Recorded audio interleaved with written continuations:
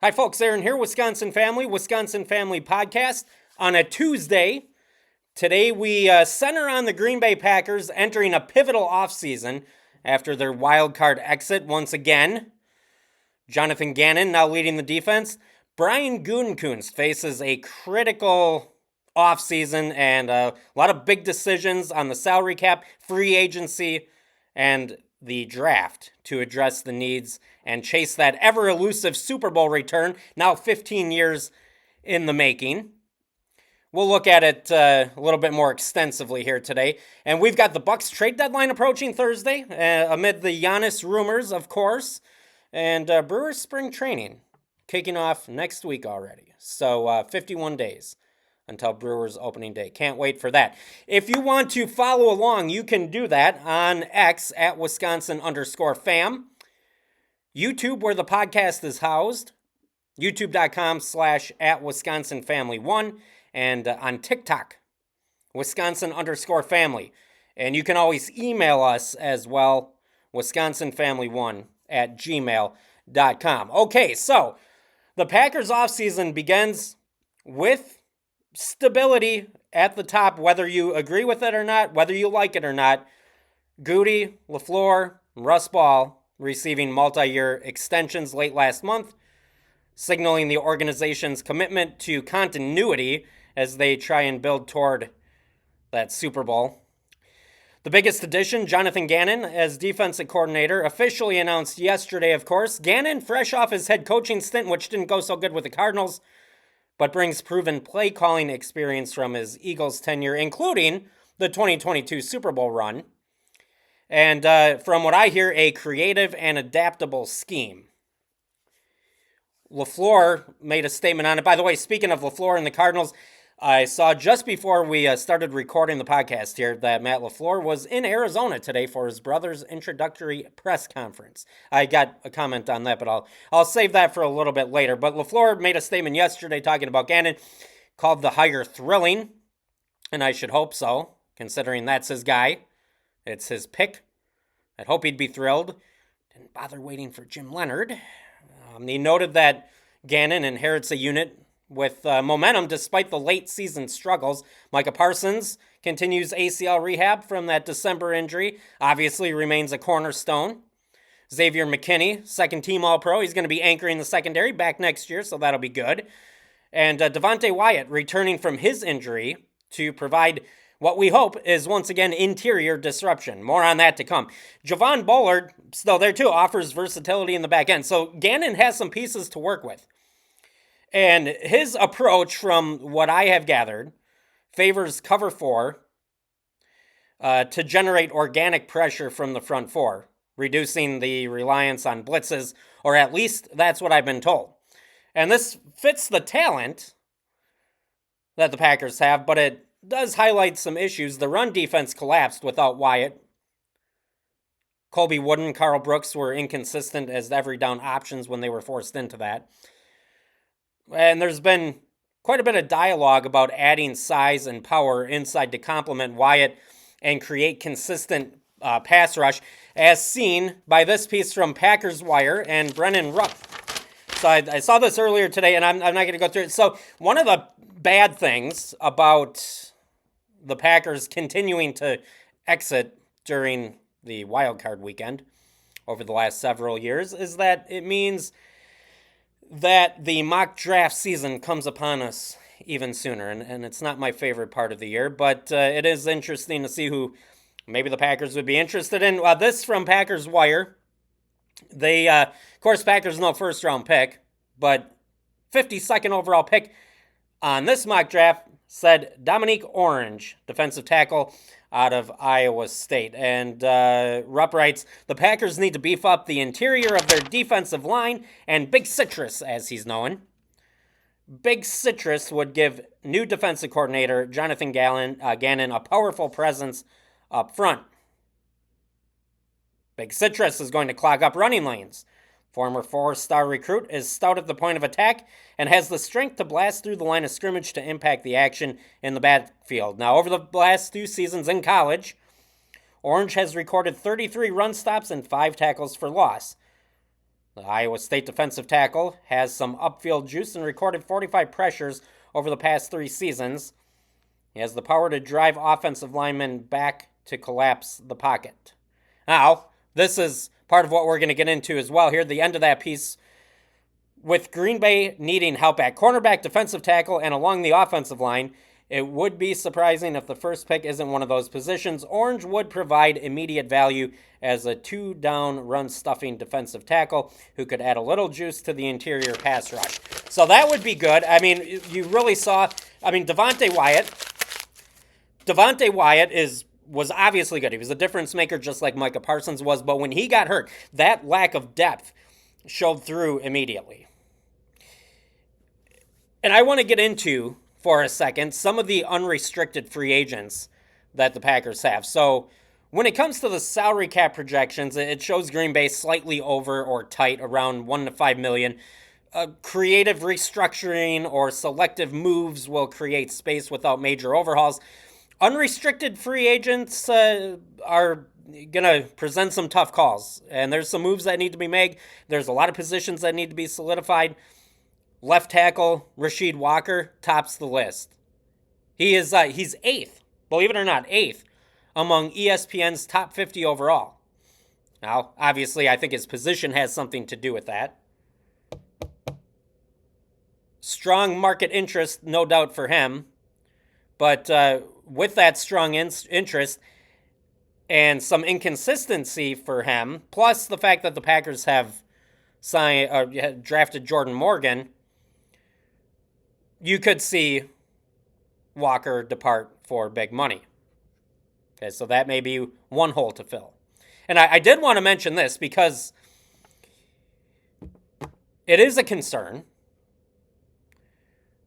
One of the coaches that at least I was hoping LaFleur would move on from was Luke Butkus as offensive line coach. And there was some talk about maybe trying to get James Campen back, and now that's gone since he's in Pittsburgh with McCarthy. But I wish it would have happened because it would have been great to have his steady hand, because the Packers might have some chaos on that offensive line. If you let Walker go, who does have the experience, and you go to Morgan, that's a major shift at the most important position. And then you've got Sean Ryan, your center, or backup to Elton Jenkins. He's an unrestricted free agent. And then, of course, Jenkins, what do you do with him? You moved him to center. That didn't work well. The offensive line got better after he got hurt, not because he's a bad offensive lineman, but it was fairly obvious that Jenkins was playing out of place. So it got better with Ryan, who could possibly be gone as well. What do you do with Jenkins? So there are decisions and changes coming to the offensive line in some way, shape, or form. I'm not thrilled to have Butkus at the helm for that. That's just me. And you. I know it's you too. So, offensive line, you got 2 guys, unrestricted free agents. Then you got linebacker, you got Quay Walker. He ranks 13th league-wide reliable tackler, captain. Where's the green dot? But, $15+ million is probably what he's going to get on that open market. That may make the retention of Quay a luxury amid cap priorities. But I think it's something that you have to do as far as bringing him back. And I got nervous the other day. I heard Andy Herman of Pack-A-Day Podcast say that he hopes that the Packers bring Quay back. And then he mentioned that he'd hate to see him depart and become the next Micah Hyde or Casey Hayward. Go on and have a great career while the Packers essentially got nothing for them and moved on from them before they really bloomed into their full capacity. And I could see that happening with Walker if you let him go. I mean, he's obviously got a ton of talent, and he's starting to put it together. First thing he had to do was get it between the ears, and he seems to have done that. And, he's been steadily getting better, and he's probably about to break out. That would be my guess. And I would keep him around for that. And you talk about continuity, you got a guy who's integral to your Packer defense. I don't think you want to move on from that, plus the talent that he has. All right? I think you have to keep Quay Walker. Do what you have to do. Move around what you have to. Keep him. And then we mentioned before, offensive lineman Sean Ryan. He offers depth. Solid at center post Elton Jenkins injury. And the case for re-signing him grows if Jenkins becomes a cap casualty, which would save $20 million. Now here is one, ladies and gentlemen. This is not great. Corner Nate Hobbs, cap hit, $13 million. And let's talk about him for a second. Nate Hobbs in 2025, just 2 passes defensed. When he played on the outside, he had like 250 plus snaps right around there outside, lining up as the outside cornerback. Opponents had a 125 passer rating against him. By the way, this is the second biggest free agent signing by Goody last offseason, and for the Packers' weakest position group. Letting him walk wouldn't even hurt, even though you consider that their cornerbacks are essentially void of anything good right now. It wouldn't even hurt to let your number 2 free agent that you signed last year go. So that is a sad state of affairs for a once proud secondary. Malik Willis, unrestricted free agent. He's going to be gone like a bat out of hell and get a huge payday. Good for him. So backup quarterback is another issue that Goody will have to address. And you've got guys to consider like Romeo Dobbs, Kingsley Enagbari. I'd have to think Dobbs is gone. And then does Goody go after veteran targets? Edge rushers. Khalil Mack, he's going to be available. He offers guys like him offer a low risk pass rush depth behind Parsons and Van Ness. And that's assuming that Rashawn Gary and his useless ass are out the door. Overall, the blueprint cannot talk. Wow. Retain the core where there's value and add smart help without overcommitting to your older guys like maybe Khalil Mack. But again, the Khalil Mack is a great idea, and I like it, and I wish they would do it because they need more veterans on him. You take him, even if he can offer anything to you, and you put him with Micah Parsons, you put him with other young pass rushers like Van Ness, and you know, some of the other young guys that are on that defense. So on paper, it's a great idea, but also on paper, Goody doesn't go for guys over 30. So I would have a hard time believing that he'd go for Mack. Doesn't mean that he shouldn't. He should. But he probably won't. Right. Now, add to an already big offseason the fact that there is no first-round pick, obviously traded for Parsons. So focus shifts to rounds 2+. Mock drafts, which we mentioned before just a minute ago. Mock drafts, coverage on, the defensive line. We talked about Big Citrus, Dominique Orange from Iowa State. He's been reported at number 52 overall in the mock drafts a handful of times. Run stuffer, pocket power, ideal for Gannon, right? We talked about that. Alternative names bantied about include edges like Romello Height, and then corners, we've seen Keith Abney or Will Lee. And Goody, you might see him double up on a position of need like cornerback because he's done that in his history, doubling up on guys that are needed. The idea is that the path to the Super Bowl is bolster the interior D for run defense and pressure, solidify left tackle if Walker leaves. Morgan needs to step up. Add secondary depth. Add anything to the cornerback room. Address backup quarterback. Offensively, Matthew Golden going to be eyeing a true breakout. Hopefully given more of an opportunity. Overall, trenches first. Smart veteran additions. Retain rising talent like Kraft and Wyatt. End the 15-year drought from the Super Bowl with impactful moves. All looks great on paper, right? And I will say this, at least the Packers have the quarterback in place. Unlike some teams I know, Vikings, where it doesn't matter what you do, they spent a ton of money on free agency last year, and many would agree when they look at the Vikings roster. A lot of people say, hey, you know what? Outside of quarterback, the Vikings They have a Super Bowl roster. But if you can't get the quarterback right, none of the other stuff matters. Well, okay, quickly to the Bucks. Thursday's trade deadline looms with Giannis rumors everywhere. Reports indicate that he's ready for a new home amid frustrations, and the team just plain sucks. Reported suitors: Knicks, Warriors, Heat, Timberwolves. Evidently, so far from what I've heard, the offers have been underwhelming. Bucks are willing to take it to the offseason. Of course, Giannis is under contract for one more year, next year. So as long as they move on from him and get a boatload in return at some point before his contract is over, if they get a good enough deal here at the deadline, I mean, it's going to be complicated. There's two sides to this. You know, it's going to be, as far as a team, so let's take the Timberwolves, for example. Okay, and if Giannis wants to go to the Timberwolves, that's great. But does Giannis want to sign? He's only under contract for one more year. So whoever he goes to, the return for the Bucks is probably going to be impacted quite largely by whether or not Giannis will potentially sign there long term.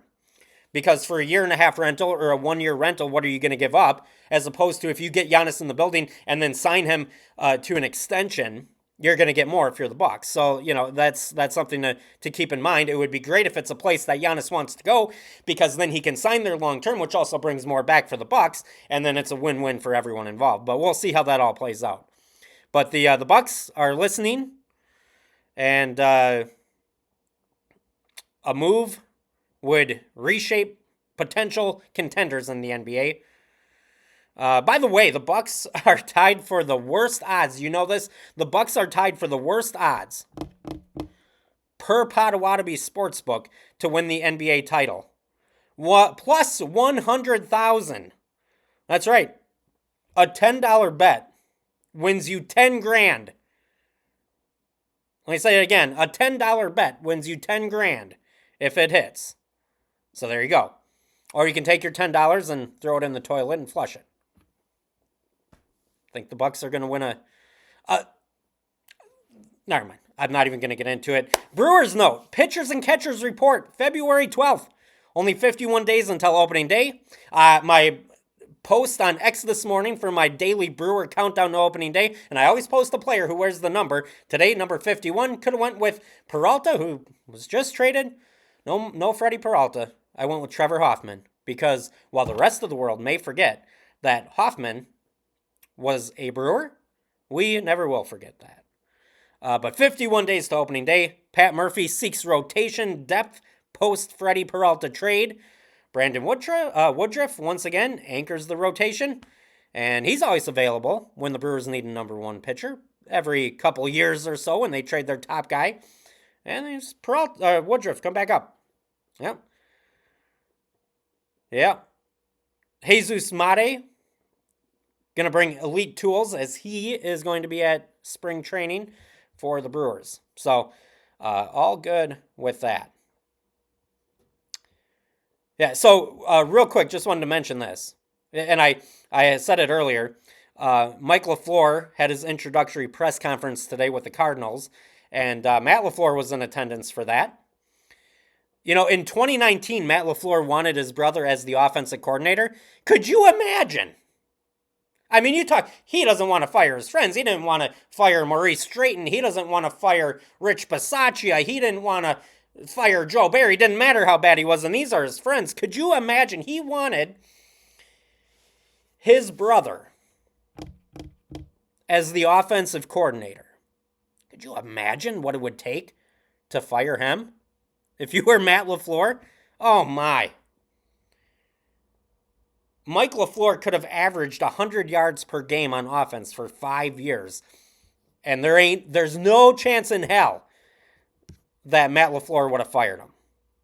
There's no way. There's no way. I thought this was and this was kind of something that we touched on before with Hobbs. Wanted to end with this. We had Ken Ingalls on X. He had put out a post earlier today So the Packers have a long list of to-dos and decisions this offseason. It sucks that that near the top of the list is to navigate their failed free agent signings from last year. That would be Aaron Banks on the offensive line because he got the most money, worked horribly. Not just him, but the entire offensive line went down the tubes. Not all because of him, of course. And then Nate Hobbs. Nate Hobbs, the second biggest signing. So, yeah, it's not ideal when your holes are the holes that you attempted to plug via free agency last year, and they're still there. Yeah. All right, appreciate you listening. Make sure you follow along again on Twitter at Wisconsin_fam, youtube.com/@WisconsinFamily1, and on TikTok at Wisconsin_family.